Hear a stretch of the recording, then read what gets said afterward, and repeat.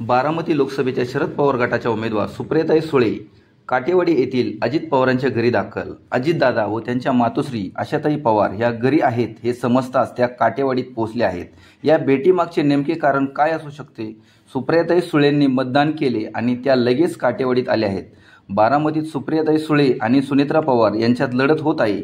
सुप्रियाताई अजितदादांच्या घरी नेमक्या कशासाठी गेले असतील बरं? याचा परिणाम या निवडणुकीवरती होईल काय?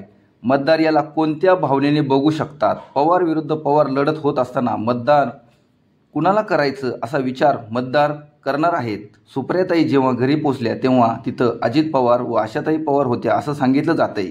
सुप्रियाताई कोणतीही सूचना न देता अचानक अजित पवारांच्या घरी गेल्याने राजकीय वर्तुळात वेगळी चर्चा उमटली आहे।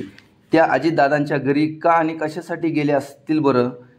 त्या अजितदादांची भेट घेऊन आल्यानंतरच त्या भेटीमागची कारणं स्पष्ट होतील। त्यानंतर सुप्रियाताईंनी स्वतः सांगितलं की मी अजितदादांच्या आई आशाताई पवार म्हणजेच काकींना भेटण्यासाठी गेले होते। अजित पवार त्या ठिकाणी उपलब्ध नव्हते, त्यामुळे त्यांची आणि माझी भेट झाली नाही। काकींचा आशीर्वाद घेतला। या भेटीमुळे बारामती लोकसभा मतदारसंघात खळबळ झाली आहे।